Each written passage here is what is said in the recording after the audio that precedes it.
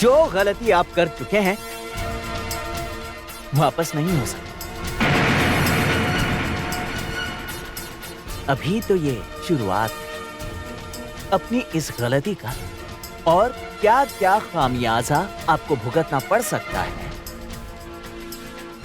ये भी आपको जल्द पता चल जाएगा।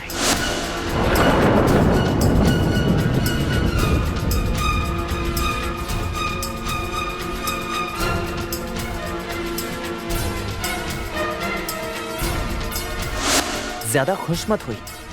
मैं पूजा को लेकर गोरखपुर नहीं जा रहा, मैं यहाँ पटना में ही रहूंगा, और आप देखिएगा कि मैं आपके साथ क्या क्या कर सकता हूँ।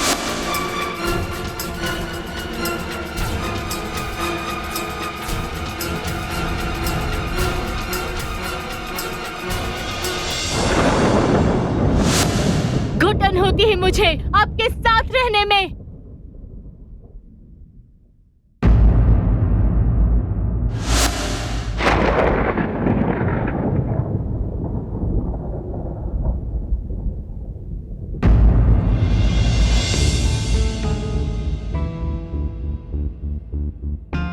पापा इतना परेशान क्यों है? कुछ नहीं बेटा, तुम्हारी माँ कहाँ है? सुबह से दिखाई नहीं दे रही। हाँ, मैंने भी काफी देर से नहीं देखा। सुबह सुबह अपने कमरे में बैग पैक कर रही थी। मैंने पूछा तो मुझ पर ही नाराज हो गई। मैं तुम्हारी माँ की नाराजगी की वजह जानता हूँ। वो किसी और से नहीं, मुझसे नाराज है। उसका गुनहगार कोई और नहीं, सिर्फ मैं।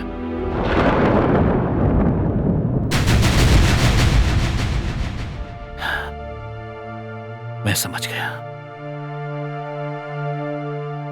मैं समझ गया कि वो कहां हो। वो सम्राट से मिलने गई होगी, अपने बेटे से, जिससे मिलने के लिए 24 साल से वो तड़प रही थी।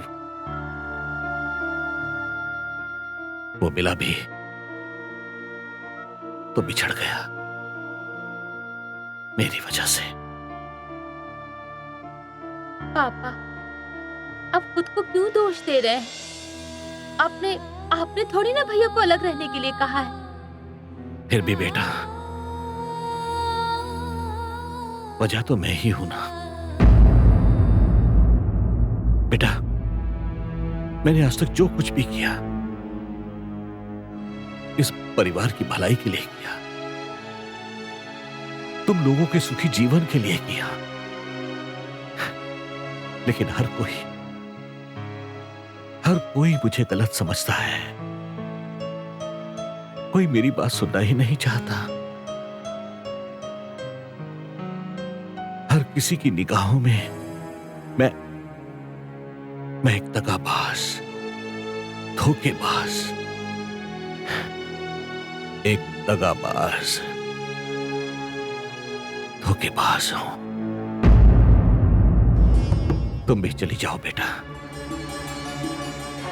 तुम भी अपनी माँ और भाई के पास चली जाओ, नहीं तो तुम्हारे ऊपर भी मेरी मनहूसियत का साया पड़ जाएगा। जाओ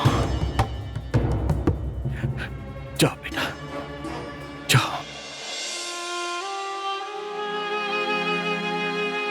नहीं पापा, मैं आपको छोड़कर कभी नहीं जाऊंगी। कोई आपको कुछ भी समझे, मैं आपको कभी गलत नहीं समझ सकती, कभी नहीं पापा।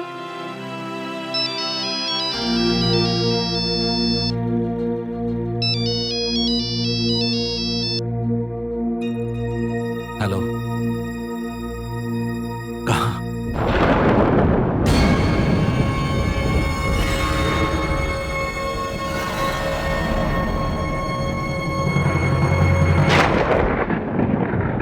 क्या हुआ? किसका फोन था पापा? बेटा, कुछ समझ में नहीं आ रहा। लगता है कि मेरी किस्मत ही मुझसे रूठ गई है। चारों तरफ से परेशानी का दौर शुरू हो गया है। ना तो कोई काम ऑफिस में ठीक ठाक हो रहा है, ना कुछ घर में ठीक है। लगता है सब कुछ खत्म हो जाएगा। पापा, आप एकदम हताश क्यों हो गए? बोलिए ना पापा, किसका फोन था? बेटा, एक 5 करोड़ का टेंडर जो कि हर हालत में अपनी कंपनी को मिलना चाहिए था, वो निकल गया। वो अपने हाथ से निकल गया बेटा, जबकि सबसे लोएस्ट रेट भरा था मैंने।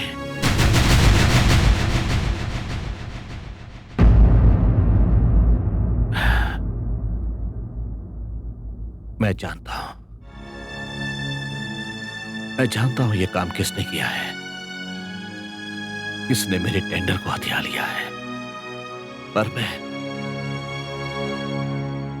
मैं उसे कुछ नहीं कह सकता, कुछ नहीं कह सकता, क्योंकि मैं अपने बेटे को पहले ही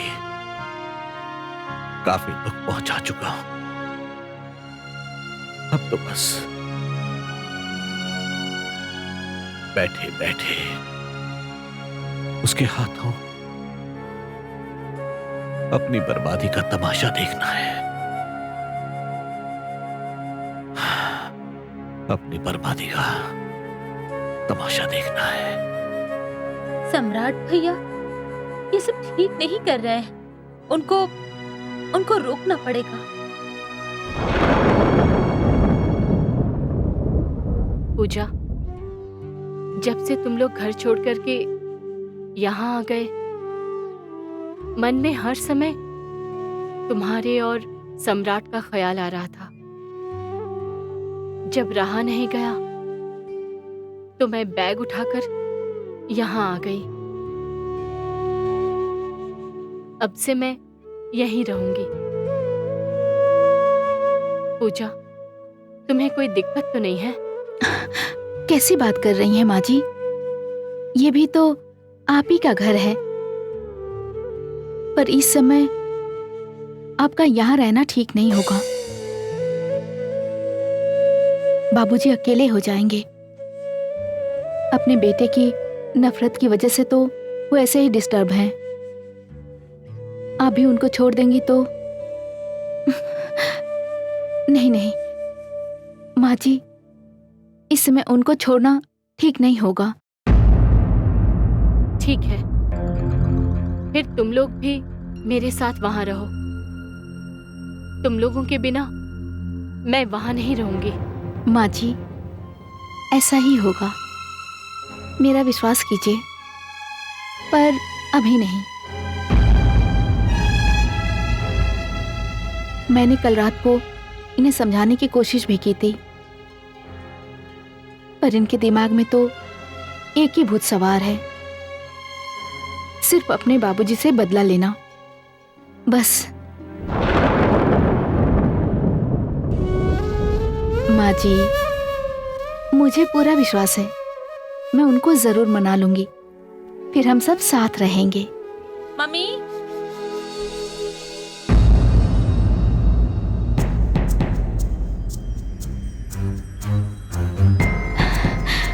आओ, अंदर आओ। मैं मम्मी को घर ले जाने के लिए आई हूँ।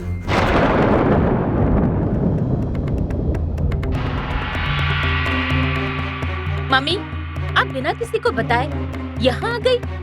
ये भी नहीं सोचा कि वहाँ लोग परेशान होंगे।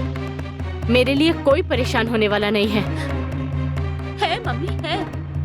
मैं हूँ, पापा है। वो कितने चिंतित है और दुखी है, आपको पता नहीं है।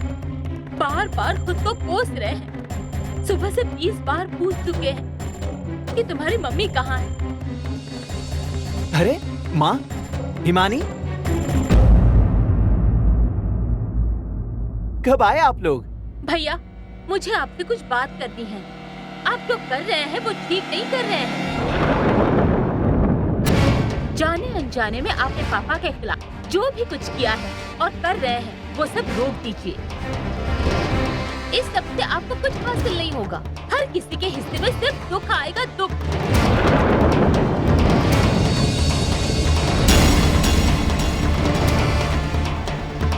आप सब भले ही उनका साथ छोड़ दीजिए, पर मैं अपने पापा का साथ कभी नहीं छोड़ूंगी और ना ही उनके खिलाफ आपको जाने दूंगी। हिमानी, अपने भैया से कैसे बात कर रही हो? सही कह रही हूँ मम्मी, और आपको भी अपना पत्नी का फर्ज निभाना चाहिए। पापा को इस समय आपकी जरूरत है। वो दुखी है, मायूस है, परेशान है। कहीं उन्होंने कोई उल्टा सीधा कदम उठा लिया ना तो क्या करेंगी आप? खुद को कभी माफ कर पाएंगी?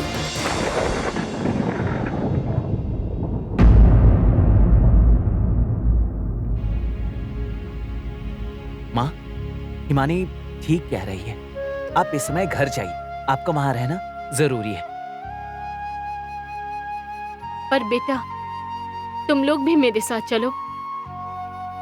मैं अकेली वहां नहीं जाऊंगी। माँ, आप जिद मत कीजिए, बस कुछ ही समय की तो बात है। उसके बाद हम सब साथ में रहेंगे और ये घर भी तो बगल में ही है ना।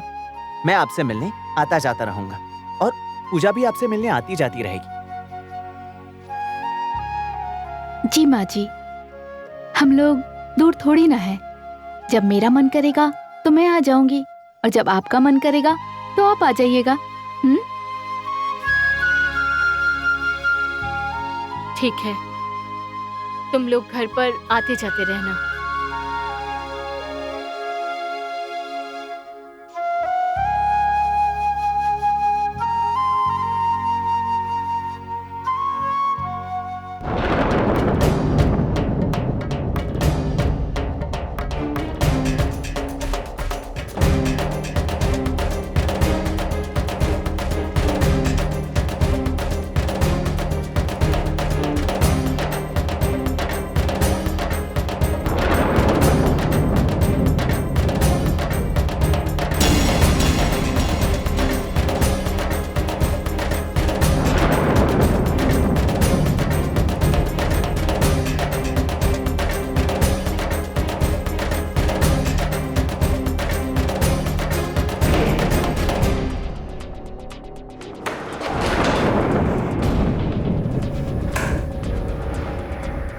गिट्टू भैया, मुझे बुला लिया होता, मैं खुद ही आपके दरबार में। हमारा पैसा पहुंचाने में देरी क्यों हो रहा है?